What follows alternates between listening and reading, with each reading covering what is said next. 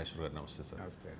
సాక్షిలో ఒక వార్తను చూడొచ్చు సార్. చంద్రబాబు రాజకీయ మాయా జూదం అని చెప్పేసి వైఎస్ఆర్ కాంగ్రెస్ పార్టీకి 11 మంది రాజ్యసభ సభ్యులు ఉన్నారు. వారిని ఏదో రకంగా ప్రలోభాలు పెట్టి 40 నుంచి 70 కోట్ల వరకు ఆఫర్ చేసి టీడీపీ వైపు తిప్పుకునే ప్రయత్నం చేస్తూ ఉన్నారు అనేది వైఎస్ఆర్ కాంగ్రెస్ పార్టీ నాయకుల ఆరోపణ సార్. సాక్షి కూడా ఇదే వార్తను ప్రచురించింది. దాంతోపాటు నిన్న కుప్పం నియోజకవర్గంలో చాలామంది వైసీపీ నాయకుల్ని టీడీపీలో జాయిన్ చేసుకున్నారు. వాళ్ళే స్వచ్ఛందంగా వచ్చి జాయిన్ అయ్యారని చెప్పి వాళ్ళు చెప్తూ ఉన్న పరిస్థితి. 15 మంది ఎంపీటీసీ సభ్యులు, 5 కౌన్సిలర్లు. ఇది కుప్పానికి మాత్రమే పరిమితం కాదు సార్. పొంగనూరులో మనం చూసాం. అలాగే విశాఖపట్నంలో కూడా ఎమ్మెల్సీ ఎన్నిక జరగబోతోంది. అక్కడ కూడా వైసీపీకి పూర్తి మద్దతు ఉన్నా కూడా టీడీపీ వారిని ఆకర్షించే ప్రయత్నం చేస్తోంది. సో వైసీపీ టార్గెట్గా టీడీపీ చేస్తున్న రాజకీయం గురించి. ఇప్పుడు ఒక రాజకీయ పార్టీ అధికారంలోకి వచ్చాక మరో రాజకీయ పార్టీని టార్గెట్ చేయడం దేశమంతా చూస్తున్నాం. తెలంగాణలో ఇప్పుడు కాంగ్రెస్ పార్టీ బీఆర్ఎస్ని టార్గెట్ చేయడం లేదా? గతంలో జగన్మోహన్ రెడ్డి అధికారంలోకి వచ్చిన తర్వాత వల్లభనేని వంశీ ఇలాంటి వాళ్ళు మద్దాలగిరి కదా, ఇంకో ఇద్దరు ముగ్గురు వచ్చారు. మరి వాళ్ళు మరి ఎన్ని కోట్లు ఇచ్చారో నాకు తెలియదు వాళ్ళకు. మరి వీళ్ళకి 40 నుంచి 70 కోట్లు అంటే వాళ్ళకు కనీసం 20-30 ఉండాలి కదా రేంజ్. మరి కేశినేని నాని వచ్చాడు. ఈ పార్టీ నుంచి ఆ పార్టీకి రావడం అనేది అందరికీ ఒక సర్వసహజమైన విషయం. సో ఇచ్చినప్పుడు స్వచ్ఛందంగా వచ్చారని చేర్చుకున్న వాళ్ళు అంటారు, కోట్లు ఆఫర్ చేస్తే వెళ్ళారని అంటారు. కానీ అందరికీ తెలుసు ఒక రాజకీయ నాయకుడు ఒక పార్టీ నుంచి మరో పార్టీకి ఎందుకు వెళ్తాడు? సిద్ధాంతాల వల్ల వెళ్తాడా? అవకాశాల కొరకు వెళ్తాడు, పదవుల కొరకు వెళ్తాడు, కాంట్రాక్ట్ల కొరకు వెళ్తాడు. ఏదో ఒక ప్రలోభం లేకుండా వెళ్ళాడు. దానికి ఎంత రేటో నాకు తెలియదు. సో కానీ ప్రలోభాలు లేకుండా రాజకీయాలు ఒక పార్టీలో ఉండి మరో పార్టీలోకి ఎందుకు వెళ్తాడు? లేదా ఒక పార్టీలో అవకాశాలు లేనప్పుడు, పదవులు రానప్పుడు, నాయకత్వం పైన ఏదైనా అలక ఉన్నప్పుడు ఇలా వెళ్తూ ఉంటారు. ఈ పార్టీ నుంచి ఆ పార్టీకి, ఆ పార్టీ నుంచి ఈ పార్టీకి వెళ్తూ ఉంటారు. అది ఒక సర్వసహజ పరిణామ రాజకీయాల్లో ఓడిపోయిన తర్వాత వెళ్తుంటారు.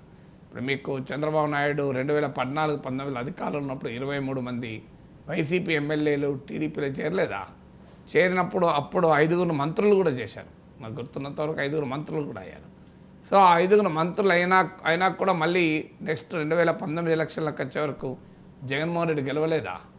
అందువల్ల దేశంలో ప్రభుత్వాలను కూల్చడం కూడా చూస్తున్నాం కదా. మధ్యప్రదేశ్, కర్ణాటక, ఇక్కడ కాంగ్రెస్ పార్టీ అధికారంలోకి వస్తే బీజేపీ వాళ్ళను దెబ్బతీసి అధికారాన్ని కూడా లాక్కున్న ఉదాహరణలు కూడా చూశాం కదా. ఇదే తెలుగుదేశం పార్టీకి చెందిన 4 రాజ్యసభ సభ్యుల్ని బీజేపీ లాక్కోలేదా? సో సుజనా చౌదరి, మీకు టీజీ వెంకటేష్, గరకపాటి మోహన్ రావు, సీఎం రమేష్ అప్పుడు బీజేపీలో చేరలేదా? వాళ్ళు ఇప్పటికీ కూడా బీజేపీలో ఉన్నారు కదా. సో అందువల్ల ఒక రాజకీయ పార్టీ మరో రాజకీయ పార్టీ నాయకుల్ని తీసుకోవడము, లాక్కోవడము, ఆకర్షించడము, ప్రలోభ పెట్టడము, దానికి ఏ పేరైనా పెట్టండి, అది రాజకీయ ప్రక్రియలో జరుగుతున్న పరిణామమే. అందువల్ల ఇలా వైసీపీ ఓడిపోయింది కనుక అనేక రకాల ఒత్తిళ్ళు వైసీపీ నాయకులపైన ఉంటుంది. అది ఆర్థికపరమైన ఒత్తిళ్ళు ఉండవచ్చు, వారు వ్యాపారాలపైన ఒత్తిడి ఉండొచ్చు. గల్లా జయదేవ్ కంపెనీని ఆంధ్రప్రదేశ్ నుంచి జగన్మోహన్ రెడ్డి తనిమికొట్టలేదా? గల్లా జయదేవ్ కంపెనీ ఏం పాపం చేసింది? ఆయన తెలుగుదేశం పార్టీ నాయకులను ఆఖరికి రాజకీయాలే వదిలేశాడు కదా. ఈ కేంద్ర రాష్ట్ర ప్రభుత్వాల ఒత్తిళ్ల వల్ల నేను భరించలేకపోతున్నా అని చెప్పి ఆయన రాజకీయాలు వదిలేశాడు. లేకపోతే ఇప్పుడు గుంటూరు నుంచి ఆయన ఎంపీ ఉండి కేంద్రంలో మంత్రి కూడా అయ్యేవారు ఇప్పుడు. సో అందువల్ల ఇవన్నీ మనం చూసాం రాజకీయాల్లో. సో టార్గెట్ రకరకాల రూపాల్లో ప్రత్యర్థుల్ని టార్గెట్ చేస్తూ ఉంటారు. నయానో భయానో తమ వైపు తిప్పుకుంటుంటారు. ఇందులో ఏ పార్టీ ఏ నాయకుడు అతీతుడు కాదు. అందువల్ల ఇది వైసీపీ కూడా ఈ పరిస్థితి వస్తే రావచ్చు, రాకూడదు. వైసీపీ చెందిన 11 మంది రాజ్యసభ సభ్యులు ఉన్నారు. ఆ బలం చూసుకొనే మోడీ ప్రభుత్వంతో బేరసారాలు ఆడుతున్నాడు జగన్.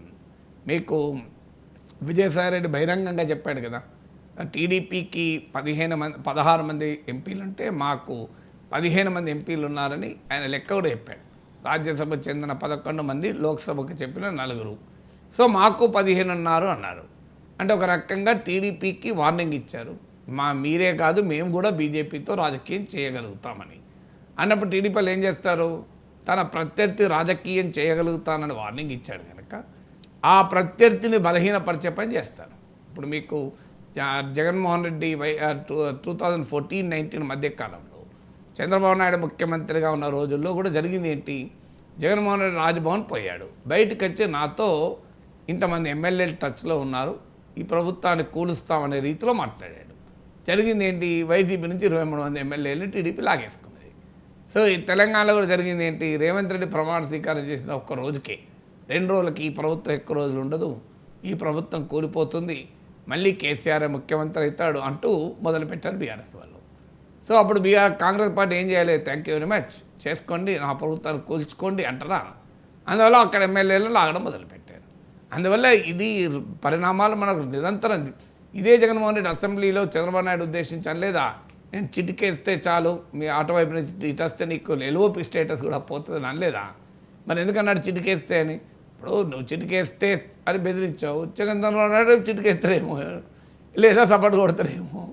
సో అందువల్ల రాజకీయాల్లో ఇది జరగదు అని చెప్పడం కష్టం. అందులో రాజ్యసభలో ఎన్డీఏకు పూర్తి స్థాయిలో బలం లేదు, అందువల్ల లోక్సభలో వాళ్ళకి అవసరం లేదు, కానీ రాజ్యసభలో పూర్తి అవసరం కూడా ఉంది. ఎన్డీఏకు అవసరం ఉంది కనుక టీడీపీ కాకపోతే బీజేపీ లాక్కుంటుంది.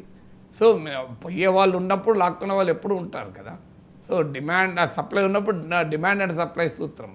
సో అందువల్ల బీజేపీకి కూడా అవసరం కూడా ఉంది.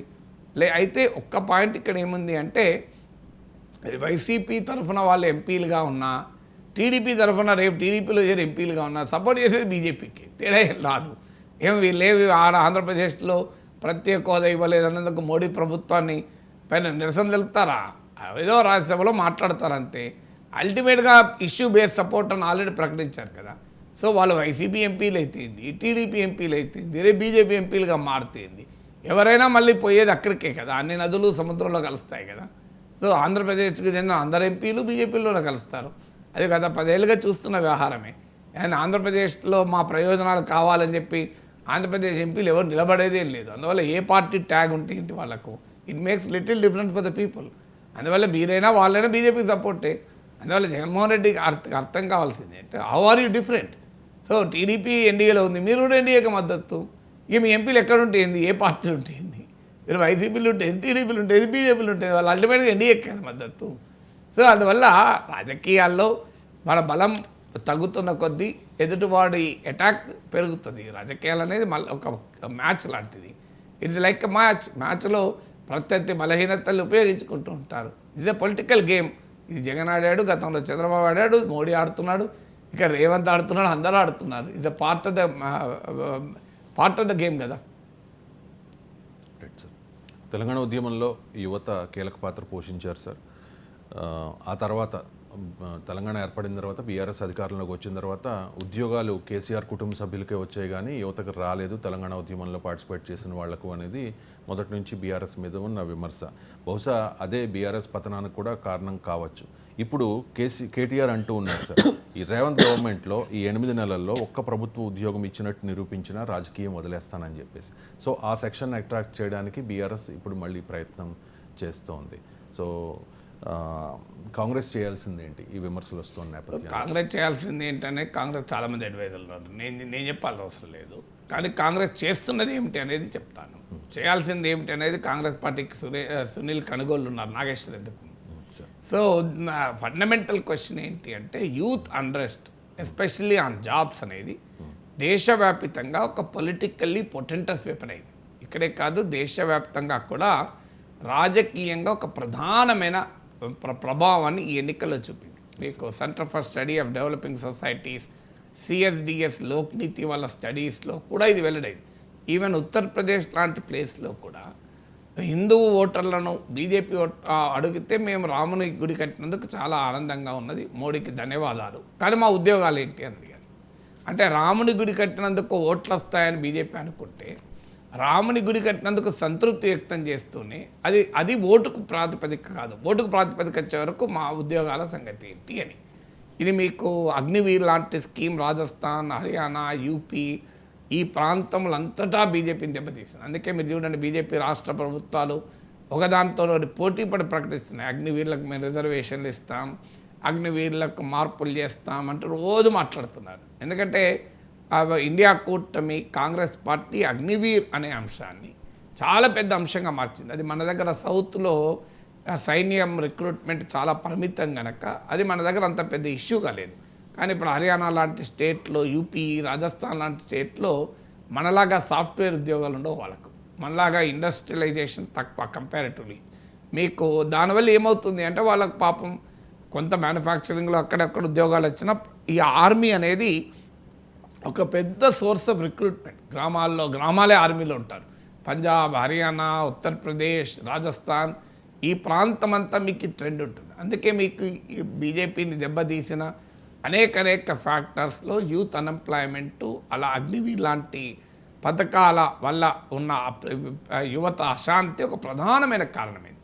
యూపీలో కూడా దెబ్బతింటానికి అందువల్ల అలాగే కాన్స్టిట్యూషన్ మారుస్తారు వీళ్ళు, 400 సీట్లు వస్తే రిజర్వేషన్లు ఎత్తేస్తారు అని అణగారిన వర్గాలలో కూడా ఉద్యోగాల భయం అనేది రాజకీయంగా బీజేపీని దెబ్బతీసింది.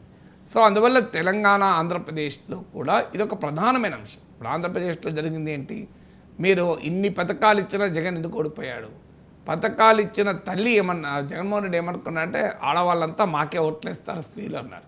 కానీ స్త్రీలు కూడా ఓటేలే. కారణం ఏంటంటే నాకు మీరు ఇస్తున్నారు సంతోషం, 4,000, 3,000, తల్లికి వందనం, అమ్మకు వందనం, అన్నకు వందనం, ఇలాంటి అక్కకు వందనం, ఇలాంటి స్కీములు అన్ని కలిపిన ఎంత వస్తే 10,000 వస్తాయి నెలకు, అంతకన్నా ఎక్కువ రావు కదా.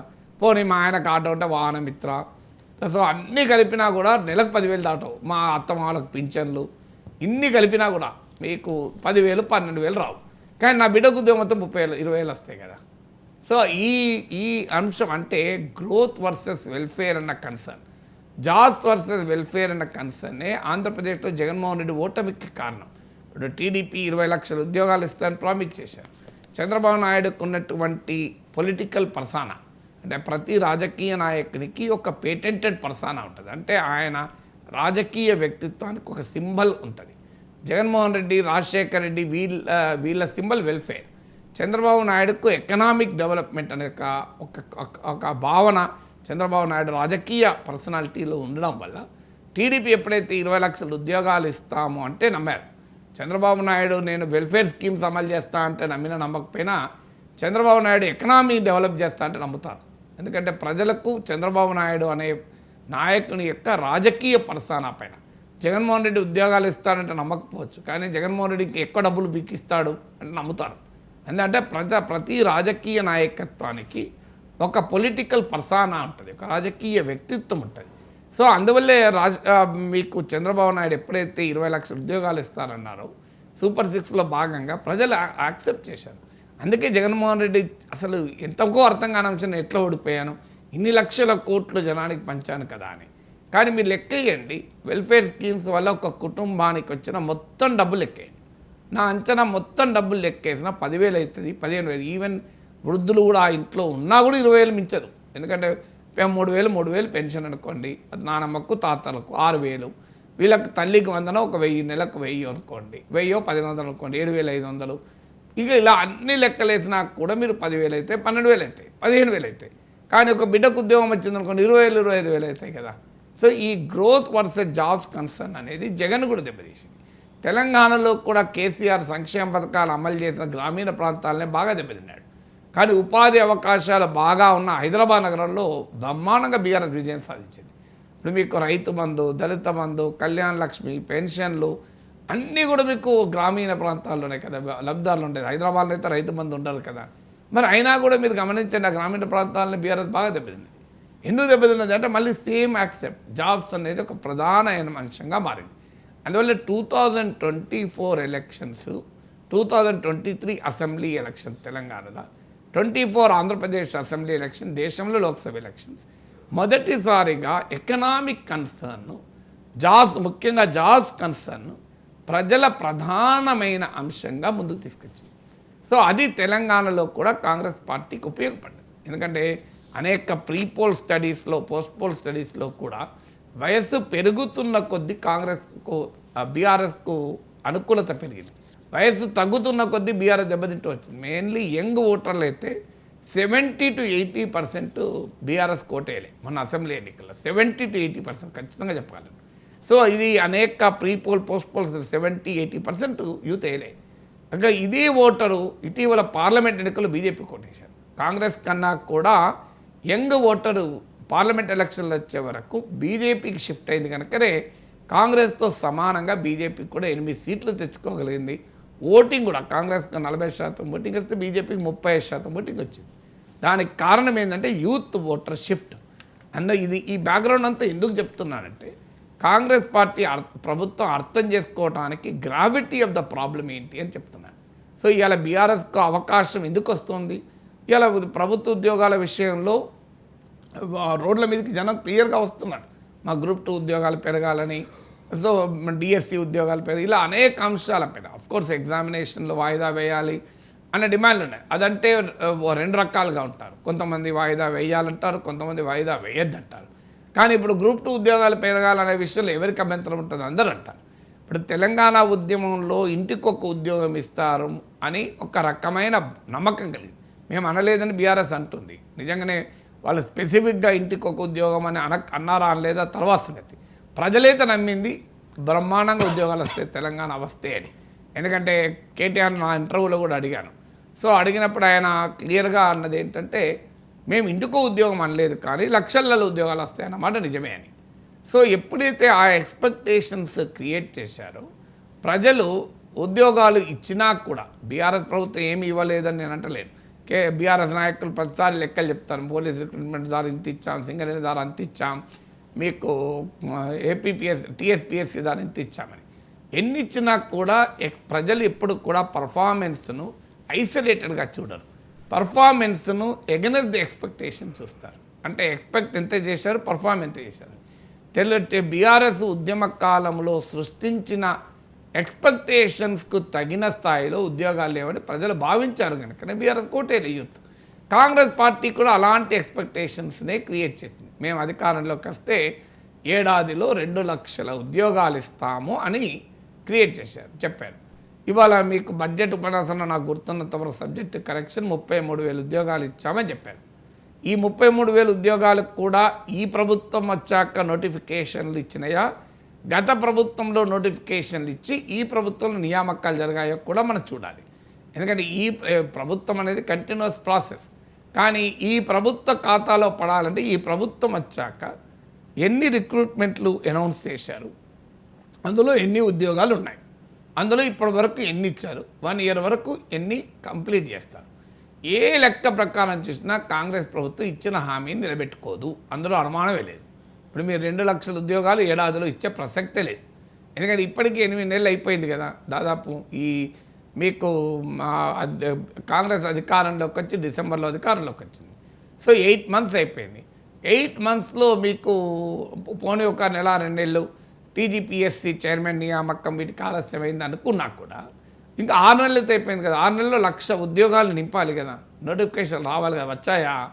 సో అందుకే మీకు యూత్లో ఈ అండర్స్ట్, నేను ఈ ఎక్స్పెక్టేషన్స్ చాలా హైగా క్రియేట్ చేసే వరకు ఆటోమేటిక్గా వస్తుంది. ఎంత ఎక్స్పెక్టేషన్ క్రియేట్ చేసింది కాంగ్రెస్ పార్టీ అంటే మేనిఫెస్టోలోనే జాబ్స్ క్యాలెండర్ పెట్టారు. మేము అధికారంలోకి వస్తే పలానా రోజు గ్రూప్ 1 నోటిఫికేషన్, పలానా రోజు గ్రూప్ 2 నోటిఫికేషన్, పలానా రోజు డిఎస్సి నోటిఫికేషన్. ఇప్పుడు ఏమంటున్నారు, మేము బడ్జెట్ సెషన్లో జాబ్ క్యాలెండర్ పెడతామంటున్నారు.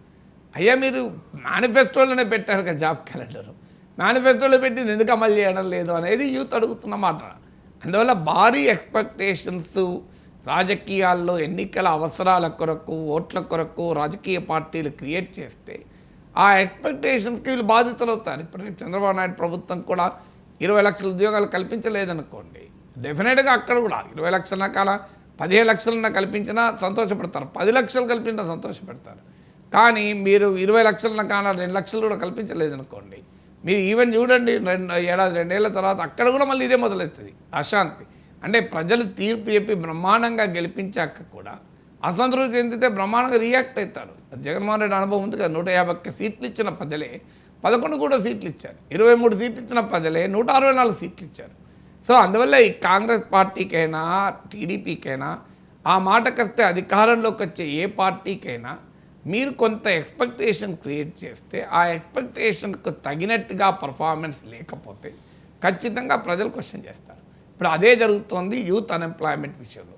ప్రజలు ఎప్పుడైతే అసంతృప్తి వ్యక్తం చేస్తారో, క్వశ్చన్ చేస్తారో, ప్రత్యర్థులకు ఖచ్చితంగా ఆయుధం అవుతుంది. అందువల్లనే బీఆర్ఎస్కి అది ఆయుధం అవుతుంది. సో బీఆర్ఎస్ డెఫినెట్గా రంగంలో దిగి దాన్ని తనకు అనుకూలంగా మలుచుకోవడానికి ప్రయత్నం చేస్తారు. అఫ్కోర్స్ వాళ్ళకి ఎంత క్రెడిబిలిటీ ఉంది, వాళ్ళ మీద కోపంతోనే కదా కాంగ్రెస్కి వచ్చిండ్రు, అది కూడా ఒక ఫ్యాక్టర్. అందుకే పార్లమెంట్ ఎన్నికల్లో కాంగ్రెస్ పైన కోపంతో వెళ్ళి బీజేపీ కోట్లేశారు, బీఆర్ఎస్కి వెళ్ళే. ఎందుకంటే బీఆర్ఎస్ వెనక్కోవాలి, కానీ మరి బీజేపీ కూడా కేంద్రంలో అధికారంలో ఉంది, వాళ్ళు ఎన్ని ఉద్యోగాలు ఇస్తామని ఇచ్చారు, అది కూడా ప్రశ్న వస్తుంది. అందువల్ల ఎప్పుడైనా ప్రభుత్వాలు ఒక అంశం పైన విఫలమైతే ఆ ప్రభుత్వం పైన ఒక అంశం పైన అసంతృప్తి కనుక ప్రజల్లో పెరిగితే ప్రతిపక్షానికి గ్యారంటీగా అది ఆయుధమవుతుంది. ఆ బీఆర్ఎస్ ఆ రకమైన ప్రయత్నం చేయడంలో ఆశ్చర్యం లేదు. అందువల్ల బీఆర్ఎస్ అనడం వల్ల లాభం లేదు. కాంగ్రెస్ పార్టీ తాను ఇచ్చిన ఏడాదికి 2 లక్షల ఉద్యోగాల నియామక ప్రక్రియ పూర్తి చేసే దిశగా నిర్దిష్టమైన అడుగులేస్తేనే ఈ యూత్ అన్రెస్ట్ పోతుంది. లేకపోతే ఖచ్చితంగా యూత్ అన్రెస్ట్ కాంగ్రెస్ పార్టీ ఎదుర్కోవాల్సి ఉంటుంది. Right sir. ఇక తెలంగాణ అసెంబ్లీ వ్యక్తిగత విమర్శలతో దద్దరిల్లింది సార్. సబితా ఇంద్రారెడ్డిని ఉద్దేశించి రేవంత్ రెడ్డి చేసిన వ్యాఖ్యలు, అక్కలు ఇక్కడ ముంచి అక్కడ తేలారు అంటూ సీఎం రేవంత్ రెడ్డి కేటీఆర్కి ఏదో సలహా ఇచ్చే ప్రయత్నం చేశారు. మహిళల్ని కించపరిచేలా రేవంత్ రెడ్డి తన స్థాయికి తగ్గి మాట్లాడారు అన్నది బీఆర్ఎస్ అభ్యంతరం. సో ఈ విషయాలు ప్రస్తావనకు రావడం వ్యూహాత్మకమా లేకపోతే యాదృచ్ఛికమా? నిన్న అసెంబ్లీలో ఎవరిది పై చేయండి? మరి అసెంబ్లీలో మాట్లాడింది అనేది మీకు అన్ని పత్రికల్లో వచ్చింది, టీవీలో కూడా నిన్న కవర్ చేశారు. ఎవరిది పై చేయి ఉంటుంది? ప్రతి అంశం పైన పై చేయి ఉండదు, ప్రతి అంశం పైన పై చేయి ఉంటుంది. రాజకీయాల్లో మాట్లాడుకుంటుంటారు, ఒకరికొకరు అనుకుంటుంటారు, దాంట్లో పై చేయి కింది చేయిలు అంటూ ఉండవు కదా. ఇదేమన్నా సీరియస్ పబ్లిక్ ఇష్యూ కాదు కదా. ప్రభుత్వాల అధికార పార్టీ ప్రతిపక్ష పార్టీ పైన మాట్లాడుతుంటారు. అది మహిళా సభ్యుల గురించి ప్రస్తావన కనుక దానికి ఇంకో కొత్త యాంగిల్ వచ్చింది, బీజేపీకి కొత్త అవకాశం వచ్చింది. అందువల్ల రాష్ట్ర వ్యాప్తంగా ఏదో మహిళలను అవమానించారని చెప్తూ వాళ్ళు నిరసనలు తెలుపుతున్నారు. బట్ ఈ నిరసన పొలిటికల్ నిరసనగానే ఉంటుంది తప్ప తెలంగాణలో ఉన్న మహిళలంతా రేవంత్ రెడ్డి మమ్మల్ని అవమానించిందని ఫీల్ అవుతారా? అవమానించేది అనేది అందులో ఇప్పుడు ఇలా పేపర్లో వచ్చింది, క్లియర్గా ఉంది. అక్క నన్ను రమ్మన్నావు, నువ్వు వెళ్ళావు, ఇలాంటి మాటలే అవి. సో నన్ను అనాథ చేస్తారా అన్నది అది గౌరవమే కదా, అవమానం ఎట్లయితుంది? రేవంత్ రెడ్డి సవితా ఇంద్రారెడ్డి ఉద్దేశించి అక్క నన్ను అనాథ చేస్తావా అని అన్నట్టు కూడా ఇలా పేపర్లో వచ్చింది. అంటే అర్థం ఏంటి అంటే తనకున్న సవితా ఇంద్రారెడ్డి కుటుంబానికి రేవంత్ రెడ్డి కుటుంబం కూడా పర్సనల్ వ్యక్తిగతంగా కూడా మంచి సంబంధాలు ఉన్న వాళ్ళే.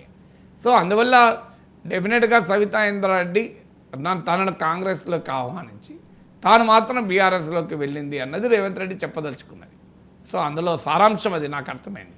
అందువల్ల ఇందులో సవితా ఇంద్రారెడ్డి ప్రత్యేకంగా అవమానిస్తారని అనుకోను రేవంత్ రెడ్డి కానీ ఇంకెవరు కానీ. ఎందుకంటే సవితా ఇంద్రారెడ్డి ఏం వివాదాస్పద నాయకురాలు కాదు, ఆమె చాలా గౌరవాన్ని కలిగిన నాయకుల. పార్టీ మారవచ్చు కాంగ్రెస్ నుంచి బీఆర్ఎస్కు, కానీ but still she the respectable leader. ఆమె పాలిటిక్స్ కూడా చాలా రెస్పెక్టబుల్గా నడిపింది, ఎక్కడ కాంట్రవర్షియల్గానో వివాదాస్పదమో సో దిగజారిన రాజకీయాలు నడిపిన చరిత్ర కూడా ఏం లేదు, అలాంటి బ్యాక్గ్రౌండ్ కూడా లేదు. అందువల్ల రేవంత్ రెడ్డికి ప్రత్యేకంగా సవితా ఇంద్రారెడ్డిని అవమానించాల్సిన అవసరం కానీ అవమానించేటువంటి ఆలోచన కానీ ఉంటుందని నేను అనుకోను. దాన్ని ఇంటర్ప్రిట్ చేయొచ్చు. సో లేదు బట్టి విక్రమార్క అక్క నువ్వు వెళ్ళినందుకే నాకు ప్రతిపక్ష హోదా పోయింది అని అన్నట్టు కూడా చూశాను. సో అందువల్ల సవితా ఇంద్రారెడ్డి అక్కలు పోతేనే కాంగ్రెస్ పార్టీకి ఇబ్బంది కాదు. అన్నలు కూడా వేరు కదా, అక్కలు వేరు అన్నలు వేరు, ఎవడు మిగిలేడు. సో అయినా కూడా ప్రజలు ఓట్లు వేశారు కదా, 65 మంది 64 మంది గెలిపించారు కదా, అక్కలు గెలిపించారు, అన్నలు గెలిపించారు కదా. ఓ అక్క మోసం చేస్తే ఇంకో అక్క వచ్చి ఆదుకున్నది కదా, ఓ అన్న మోసం చేస్తే ఇంకో అన్న వచ్చి ఆదుకున్నాడు కదా. సో అందువల్ల ఇక్కడ అక్కలు అన్నల సమస్య కాదు. సో అందువల్ల రాజకీయంగా అది ఏదో కావాలని అవమానించేలా మాట్లాడాలని నేను అనుకోను. పొలిటికల్ స్టేట్మెంట్లలో ఒకరికొరు అనుకుంటుంటారు, అందులో ఎస్పెషల్లీ ఉమెన్ లెజిస్లేటర్ని ఉద్దేశించి మాట్లాడే వరకు అది ఇష్యూగా మారుతుంది. నేను సునీతక్క ప్రచారానికి వెళ్తా నా పైన కేసు పెట్టారు అని కూడా రేవంత్ రెడ్డి అన్నట్టు చదివాను. సో అందువల్ల ఇవన్నీ it's a matter of legislative డిబేట్లో ఒకరినొకరు అనుకుంటూ ఉంటారు. అనుకుంటుండే సమయంలో అది ఒక్కొక్కసారి రాంగ్ మీనింగ్లకే పోవచ్చు, రాంగ్ ఇంటర్ప్రిటేషన్లకే పోవచ్చు, లేదా ప్రతి రైవల్స్ దాన్ని ఇంకో రకంగా ఉపయోగించుకోవచ్చు. బట్ సవితా ఇంద్రారెడ్డిని అగౌరవపరుస్తాడు రేవంత్ రెడ్డి అని నేనైతే అనుకోను. అగౌరవపరచాల్సిన అవసరం కూడా రేవంత్ రెడ్డికి ఉందని నేను అనుకోను. అయినా సవితా ఇంద్రారెడ్డి పట్ల పార్టీ మారినా ఆమె పట్ల గౌరవం అయితే ఎవరికైనా ఎందుకు తగ్గుతుంది? సో ఆమె పాలిటిక్స్ చాలా డిగ్నిఫైడ్గానే నడిపిన నాయకురాలు. మారిన వాళ్ళలో ఆమె ఒక్కరే ఉన్నారా? చాలామంది మారారు. అన్నలు మారినప్పుడు అక్కలు మారరా? సో అన్నలకు ఒక్కరికే పార్టీ ఫిరాయించే హక్కు ఉంటుందా? మహిళా ఎమ్మెల్యేలకు అక్కలకు పార్టీ ఫిరాయించే హక్కు ఉండదా? సో అందువల్ల ఒక్క అక్కల్నే టార్గెట్ చేయాల్సిన అవసరం లేదు. అయితే బహుశా సవితాంద్రారెడ్డి గారు ఆమె తీసుకున్న విధానం ఇంకో రకంగా ఉండొచ్చు. అంటే అక్కల్ని నమ్మితే ముంచుతారు, బస్ స్టాండ్ అవుతారు అని అన్నారు కనుక అక్కలు నమ్మిన వాళ్ళు ఎవరు బస్ స్టాండ్ కాలేదు, ఆడపడుచులు ఎప్పుడూ నమ్మిన వారిని కాపాడుతారు తప్ప బస్ స్టాండ్ చేయరు అని ఆమె రియాక్ట్ అయ్యారు. కానీ రాజకీయంగా అక్కలు నమ్మితే అన్నలు నమ్మిన వాళ్ళు కూడా బస్ స్టాండ్ రైల్వే స్టేషన్ కూడా అయినాయి. కానీ సో అందువల్ల అక్కలు అన్నలకు తేడా ఉండదు. Politician is the politician, whether it is male or female. Party ఫిరాయించడం అనేది మగవాళ్ళకి హక్కులు ఉన్నట్టు ఆడవాళ్ళకు కూడా హక్కులు ఉంటాయి కదా. Right sir. And Revanth Reddy నిన్న ఒక సంచలన కామెంట్ చేశారు సార్. గతంలో కోమటిరెడ్డి వెంకటరెడ్డి అండ్ సంపత్ కుమార్ వీరిద్దరు సభ్యత్వాలని కూడా అప్పటి బీఆర్ఎస్ గవర్నమెంట్ రద్దు చేసింది కాబట్టి కక్షపూరితంగా ఇప్పుడు కొంతమంది బీఆర్ఎస్ ఎమ్మెల్యేల సభ్యత్వాలు కూడా రద్దు కావచ్చు అని చెప్పి, ప్రజాస్వామ్య దేశంలో ప్రజాస్వామ్యబద్ధంగా ప్రజల చేత ఎన్నుకోబడ్డ శాసనసభ్యుల సభ్యత్వాలు రద్దు చేయవచ్చా? అది నైతికం అనిపించుకుంటుంది. అంటే రద్దు చేస్తారన్న కాంటెక్స్ట్ మీకు అర్థం కావాలి. మీరు మొత్తం న్యూస్ చదవండి. దాన్ని కాంటెక్స్ట్ ఏంటి అంటే శాసనసభలో డిస్టర్బ్ చేసినప్పుడు కాంగ్రెస్ ఎమ్మెల్యేలు కూడా ఏమైనా యాంటీ డిఫెక్షన్ అలా చేయలేదు కదా. సో సస్పెండ్ చేయడము, వాడిని ఎక్స్పెల్ చేయడం సభ నుంచి. కానీ అది కోర్టుల్లో కూడా గతంలో తీర్పులు ఉన్నాయి. ఒక సభ్యున్ని నువ్వు ఇష్టం వచ్చినట్టుగా ఎక్స్పెల్ చేయరాదు. ఎందుకంటే ఆ సభ్యుడే కాదు, అక్కడ ప్రజల ఓట్ల హక్కు కూడా ఉంటుంది కదా. సో ఆ ప్రజల ఆ నాయకుడిని ఎన్నుకున్నారు కదా. మీరు ఏడాది పాటు సస్పెండ్ చేస్తే కోర్టులు కూడా ఊరుకోవు. అది ఎందుకంటే ఇల్లీగాలిటీ కిందకి వస్తుంది. కోర్టులు కూడా ఇల్లీగాలిటీ అయితే ఇన్వాల్వ్ అవుతాయి, ఇర్రెగ్యులారిటీ అయితే ఇన్వాల్వ్ కాకపోవచ్చు. కానీ అందువల్ల ఎక్స్పెల్ చేసి సభ్యత్వాన్ని 5 ఏళ్ళు సభ్యత్వం ఉండగా సభ్యత్వం రద్దు చేస్తే ఐ డోంట్ థింక్ ప్రజాస్వామ్యం అంగీకరించదు, రాజ్యాంగ వ్యవస్థలు కూడా అంగీకరిస్తాయని అనుకోను. కాంగ్రెస్ ప్రభుత్వం కూడా అంతటి ఎక్స్ట్రీమ్ స్టెప్కు వెళ్తుందని కూడా నేను అనుకోను. ఒక బెదిరించడానికో హెచ్చరించడానికో ఇలా మాట్లాడుతుంటారు. గతంలో కాంగ్రెస్ ఎమ్మెల్యేలను బీఆర్ఎస్ చేసినా, ఇప్పుడు బీఆర్ఎస్ ఎమ్మెల్యే కాంగ్రెస్ చేసినా తప్పే. మీరు సభ నుంచి సస్పెండ్ చేయడం వరకు ఒక ఎత్తు, పార్లమెంటరీ సాంప్రదాయాలు అయితే సస్పెండ్ కూడా చేయరు.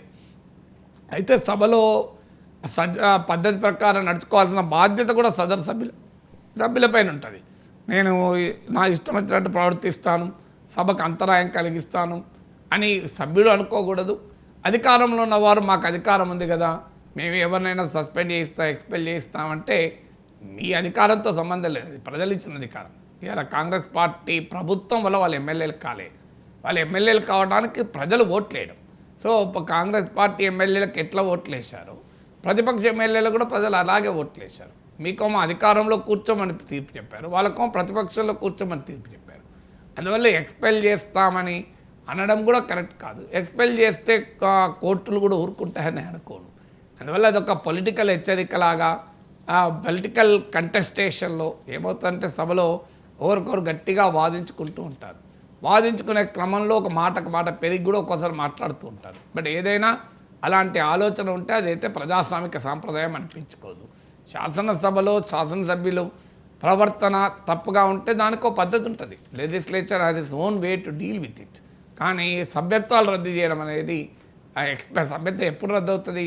సభ నుంచి ఎక్స్పెల్ చేస్తే రద్దు అవుతుంది. యాంటీ డిఫెక్షన్ లా కాకుండా ఇంకో మార్గం సభలో ఒక సభ్యత్వం రద్దు కావడానికి ఒకటి ఫిరాయింపు నిరోధక చట్టాన్ని ఉల్లంఘించాలి, 2 కన్విక్షన్, ఒక 2 ఏళ్ల శిక్ష జైలు శిక్ష అయినా ఒక నేరానికి పడాలి, 3వది సభ నుంచి ఎక్స్పెల్ చేయాలి. సో ఆ మిగతా 2 అయితే ప్రభుత్వం చేతిలో లేవు కదా. సో 3వ ఇప్పుడు యాంటీ డిఫెక్షన్లా ఉల్లంఘిస్తే వాళ్ళను అది ప్రభుత్వానికి అనుకూలంగా ఉల్లంఘిస్తారు కనుక డిస్క్వాలిఫై చేయరు. ఏదైనా క్రిమినల్ చర్యలో ఇన్వాల్వ్ 2 ఏళ్ల జైలు పడితే అది కోర్టులు ఇవ్వాలి శిక్ష. ఇక మిగిలింది ఏంటి? సభ నుంచి ఎక్స్పెల్ చేయడం, కంప్లీట్గా 5 ఏళ్ళకి ఎక్స్పెల్ చేయడం. సో అలా చేయడం అప్రజాస్వామికం. అలా చేస్తే కోర్టులు కూడా ఇన్వాల్వ్ అవుతాయని నా నమ్మకం. Right sir. వచ్చే 2-3 నెలల్లో మహారాష్ట్ర, హర్యానా అండ్ జార్ఖండ్ ఈ 3 రాష్ట్రాల్లో అసెంబ్లీ ఎన్నికలు జరగబోతూ ఉన్నాయి. కాంగ్రెస్ పార్టీ అక్కడ పాగా వేయడానికి ప్రయత్నాలు మొదలుపెట్టింది. సోనియా గాంధీ ఒక కామెంట్ చేశారు సార్, గాలి మన వైపే ఉంది, ఆ 3 రాష్ట్రాల్లో గెలిస్తే ఖచ్చితంగా దేశంలో రాజకీయ మార్పు తథ్యము అని చెప్పేసి. ఆ 3 రాష్ట్రాల్లో గెలవడం ద్వారా బీజేపీకి గట్టి సవాల్ విసురుతుంది అనుకోవాలి. అంటే ఇటీవల లోక్సభ ఎన్నికల కాంటెక్స్ట్లో ఆ అసెంబ్లీ ఎన్నికల రిజల్ట్ చూడాలి. ఇటీవల లోక్సభ ఎన్నికల్లో బీజేపీకి భారీ దెబ్బ తగిలింది. 303 నుంచి 240కి పడిపోయింది. అంటే 63 సీట్లు తగ్గాయి. సో అందువల్ల 400 సీట్లు వస్తాయనుకుంటే 240కి పడిపోయింది. అంటే టార్గెట్లో 60%, అంటే మోడీ పెట్టుకున్న టార్గెట్లో 60% మాత్రమే అచీవ్ అయ్యాడు. సో అందువల్ల ఏ రకంగా చూసినా 2024 ఎన్నికల్లో బీజేపీకి భారీగా దక్కా తగిలింది. సో అందువల్ల ఆ కాంటెక్స్ట్లో చూసినప్పుడు ఈ అసెంబ్లీ ఎన్నికలు కీలకమవుతుంది. ఎందుకంటే చైన్ రియాక్షన్ అంటారు. ఇప్పుడు ఒక దాంట్లో అదే మీకు లోక్సభ ఎలక్షన్స్లో భారీగా గెలిచి ఈ అసెంబ్లీ ఎలక్షన్లో ఓడిపోయిన ప్రమాదం రాదు. ఎందుకంటే అసెంబ్లీ ఎన్నికల కాంటెక్స్ట్ వేరుంటుంది, లోక్సభ ఎన్నికల కాంటెక్స్ట్ వేరుంటుంది. సాధారణంగా భారతీయ జనతా పార్టీకి లోక్సభ ఎన్నికల్లో బెటర్ పర్ఫార్మెన్స్ ఉంటుంది అసెంబ్లీ ఎన్నికలతో పోలిస్తే. మీకు 2018లో రాజస్థాన్, మధ్యప్రదేశ్, ఛత్తీస్గఢ్ 3 రాష్ట్రాల్లో అసెంబ్లీ ఎన్నికల్లో బీజేపీ ఓడిపోయి కాంగ్రెస్ ప్రభుత్వాలు వచ్చాయి. కానీ 2019 లోక్సభ ఎలక్షన్స్కి వచ్చే వరకు మళ్ళీ బీజేపీ స్వీప్ చేసింది ఈ స్టేట్స్ అన్నింటినీ. ఈ 3 రాష్ట్రాల్లో కలిపి 65 సీట్లుంటే మోర్ దెన్ 60 సీట్ బీజేపీకి వచ్చాయి. కర్ణాటకలో కూడా బీజేపీ అధికారానికి కోల్పోయింది 2018లో. కానీ లోక్సభ ఎలక్షన్స్కి వచ్చే వరకు బీజేపీకి మీకు 26 సీట్లు వచ్చాయి, 26 out of 28. తెలంగాణలో కూడా 5 ఎమ్మెల్యేలు ఉంటే 4 ఓడిపోయి ఒక్కటే గెలిచారు అసెంబ్లీ ఎలక్షన్లో 2018లో. 2019కి వచ్చే వరకు 4 ఎంపీ సీట్లు గెలుచుకున్నారు. అందువల్ల ఏ లెక్క ప్రకారం ఏమైనా ఓడిస్తాలా, కానీ అంతటా కూడా లోక్సభ ఎలక్షన్స్తో పోలిస్తే అసెంబ్లీ ఎలక్షన్లో పర్ఫార్మెన్స్ బీజేపీది తక్కువ ఉంటుంది. అందువల్ల ఒక ఎన్నిక మరో ఎన్నిక మన దేశంలో ఎప్పుడూ కంప్లీట్గా పోల్చలేము. 2 ఎలక్షన్స్ కూడా భిన్నమైన ప్రజా తీర్పులు ఉంటాయి. కానీ ఓవరాల్ పొలిటికల్ ట్రెండ్ ఉన్నప్పుడు అసెంబ్లీ ఎలక్షన్లో ఓడిపోయినా లోక్సభ ఎలక్షన్లో బీజేపీ గెలుస్తూ ఉంటుంది. కానీ ఇప్పుడు ఏమో రివర్స్ కండిషన్, లోక్సభ ఎలక్షన్లోనే దెబ్బతిన్నారు. మరి దెబ్బతిన్నప్పుడు అసెంబ్లీ ఎలక్షన్లలో ఏమవుతుంది అనేది డెఫినెట్గా ఒక క్వశ్చన్గా ముందుకు వస్తుంది. ఎందుకంటే ఆల్రెడీ లోక్సభ ఎలక్షన్లో దెబ్బతిని ఉన్నారు. పార్లమెంట్లో యునైటెడ్ అపోజిషన్ చాలా పవర్ఫుల్గా బీజేపీని ఎదుర్కొంటుంది. ఇటీవల బడ్జెట్ సెషన్ మనకు ఉదాహరణ. బడ్జెట్ సెషన్లో ఇండియా కూటమి పక్షాల ఐక్యత చూసాము. ప్రతిపక్షాలు పెరిగిన బలమే కాదు, అది బలమైన వాదనతో కూడా ప్రభుత్వాన్ని ఇబ్బందుల్లో పెడుతున్నది. దాని ఇండికేషన్ మనకు క్లియర్గా కనబడుతున్నది. అందువల్ల ఈ కాంటెక్స్ట్లో చూసినప్పుడు ఈ అసెంబ్లీ ఎన్నికలు కీలకమవుతాయి. అందులో మహారాష్ట్ర, హర్యానా లాంటి జార్ఖండ్, ఇందులో మహారాష్ట్ర అన్నిటికన్నా కీలకమైన స్టేట్. ఎందుకంటే యూపీ తర్వాత దేశంలో 2nd లార్జెస్ట్ స్టేట్. సో మహారాష్ట్రలో కూడా ఇటీవల అసెంబ్లీ లోక్సభ ఎన్నికల్లో మహావికాస్ అఘాదీ బ్రహ్మాండమైన పర్ఫార్మెన్స్ చూపింది. ఎన్డీఏ దెబ్బతిన్నది. మరీ ముఖ్యంగా ఎన్సీపీ అజిత్ పవార్ వర్గం ఘోరంగా దెబ్బతింది, ఒక్క సీటే గెలుచుకుంది. ఎన్సీపీకి చెందిన చాలామంది నాయకులు రిటర్న్ వెళ్ళిపోతున్నారు. బీజేపీ రకరకాల మ్యాకినేషన్స్తో శివసేనను చీల్చింది, ఎన్సీపీని చీల్చింది. శివసేన బీజేపీ వైపున శివసేన ఏక్నాథ్ షిందే వర్గానికి అధికార శివసేన గుర్తింపు వచ్చింది. బీజేపీతో ఉన్న ఎన్సీపీ అజిత్ పవార్ వర్గానికి అధికార ఎన్సీపీ గుర్తింపు వచ్చింది. కానీ బీజేపీ తనకున్న రాజకీయ అధికారంతో ఒక పార్టీకి గుర్తింపులు ఇస్తే ఇప్పించుకోవచ్చు. కానీ మీరు అఫ్కోర్స్ అది కోర్టులో వచ్చింది కదా అని అనొచ్చు, కానీ రాజకీయ ప్రక్రియ మనకు తెలియదు కాదు కదా. కానీ ప్రజలు అల్టిమేట్గా తీర్పు చెప్పేది. ఏ పార్టీ రియల్ పార్టీ అనేది ప్రజలు తీర్పు చెప్పాలి. ఈ ఎన్నికల్లో క్లియర్గా అజిత్ పవార్ను పక్కకు పడేశారు. ఈవెన్ రేపు అజిత్ పవార్ సతీమణికి కూడా ఓడిపోయారు, పోటీ చేసి. రేపు అజిత్ పవార్ను కూడా ఎమ్మెల్యేగా గెలుస్తాడా అనేది క్వశ్చన్ మార్క్గా ఉన్నది. సో ఈ పరిస్థితుల్లో బీజేపీకి డెఫినెట్గా సీరియస్ ఛాలెంజ్. తర్వాత మహావికాస్ అఘాదీ గనక ప్రకాష్ అంబేద్కర్ నాయకత్వంలో ఉన్న వంచిత్ బహుజన్ అఘాదీ విబిఎన్ కూడా కలుపుకోగలిగితే ఇంకా ఎక్కువ పవర్ఫుల్ ఫోర్స్గా ఎమర్జ్ అవుతారు. సో ఏక్నాథ్ షిందే శివసేన వర్గం ఎంత నిలబడుతుందో డౌటే, మీకు అజిత్ పవార్ ఎన్సీపీ వర్గం ఎంత నిలబడుతుందో డౌటే. తర్వాత అజిత్ పవార్ ఎన్సీపీతో కలవడం పట్ల బీజేపీ ఆర్ఎస్ఎస్ శ్రేణులే తీవ్రమైన అసంతృప్తి వ్యక్తమైంది. ఇది మీకు ఆర్గనైజర్ ఆర్ఎస్ఎస్ అనుకూల పత్రికలో రతన్ శారదాన్ ఆర్ఎస్ఎస్ అనుకూల మేధావి రాసిన వ్యాసంలో కూడా ఈ డైమెన్షన్ను రైజ్ చేశాడు. మహారాష్ట్రలో అజిత్ పవార్ వర్గ నాయకత్వంలో ఎన్సీపీని చేర్చుకోవడం అనేది బీజేపీ చేసిన తప్పని. సో ఈ గందరగోళం బీజేపీ ఉన్నమాట నిజం. అలాగే హర్యానాలో కూడా దెబ్బతిన్నది.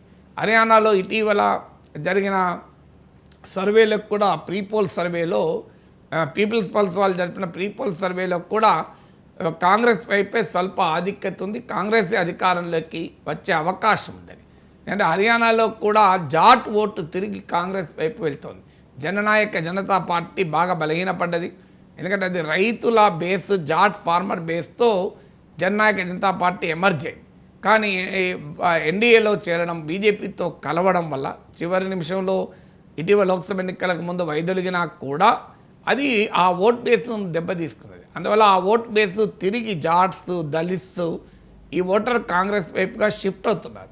అందువల్ల హర్యానాలో కూడా బీజేపీ గడ్డు స్థితి. జార్ఖండ్లో కూడా హేమంత్ సోరెన్ అరెస్టు బీజేపీకి నష్టమే కలిగించింది. అందువల్ల ఈ 3 రాష్ట్రాల్లో కూడా పాసిబిలిటీస్ ఇప్పటి వరకైతే బీజేపీకి అనుకూలంగా లేవు, ఇండియా కూటమికే అనుకూలంగా స్పష్టంగా ఉన్నాయి. ఈ 3 2 ఆల్రెడీ బీజేపీ పాలిత రాష్ట్రాలు, జార్ఖండ్ ఏమో మీకు ఇండియా కూటమి పాలిత రాష్ట్రం. అందువల్ల తమ పాలనలో ఉన్న 2 రాష్ట్రాల్లో, అందులో మహారాష్ట్ర అంటే కీలక రాష్ట్రం, హర్యానాకు చిన్న రాష్ట్రమైనా అది హిందీ ప్రాంతంలో ఉంది. ఎందుకంటే బీజేపీకి కంచుకోటగా ఉన్న హిందీ ప్రాంతంలోనే ఇటీవల లోక్సభ ఎన్నికల్లో దెబ్బతిన్నారు. అందువల్ల ఈ కాంటెక్స్ట్లో చూసినప్పుడు ఈ అసెంబ్లీ ఎన్నికలు డెఫినెట్గా కీలకం కాబోతుంది. దీంతోనే 2029 డిసైడ్ అవుతుందా అంటే 2029 ఈజ్ టూ ఫార్. కానీ ఈ అసెంబ్లీ ఎలక్షన్లో బీజేపీ దెబ్బతింటే లోక్సభ ఎన్నికల్లో దెబ్బతిన్న కాంటెక్స్ట్తో కలిపి చూసినప్పుడు డెఫినెట్గా బీజేపీకి సీరియస్ ఛాలెంజ్ ఎమర్జ్ అవుతుంది. ఆ తర్వాత మీకు బీహార్ ఎన్నికలు ఉన్నాయి, ఢిల్లీ ఎన్నికలు ఉన్నాయి, 2027లో యూపీ ఎలక్షన్స్ ఉన్నాయి. ఎందుకంటే యూపీలో అయితే బీజేపీకి సమాజ్వాదీ పార్టీ, కాంగ్రెస్ కూటమి గట్టి పోటీ ఇచ్చింది. ఎవరు చెప్పగలరు మళ్ళీ తిరిగి ఆర్ఎల్డీ ఇటువైపు వస్తుందేమో అప్పటి వరకు. సో అందువల్ల యూపీలో కూడా బీజేపీకి చాలా టెన్షన్ ఉంది. యూపీలో యోగి ఆదిత్యనాథ్, కేశవ్ ప్రసాద్ మౌర్యల మధ్య విభేదాలున్నాయి. సో అందువల్ల రాబోయే అసెంబ్లీ ఎన్నికల సిరీస్ చూసుకుంటే బీజేపీకి చాలా ఛాలెంజింగ్గా ఉన్నమాట నిజం. అయితే అదే 2029 నిర్ణయిస్తుందా? నోబడీ నోస్, ఎందుకంటే that is still too far. Right sir, thank you so much sir. చాలా అంశాలకు సంబంధించి సమగ్రంగా విశ్లేషణ అందించినందుకు.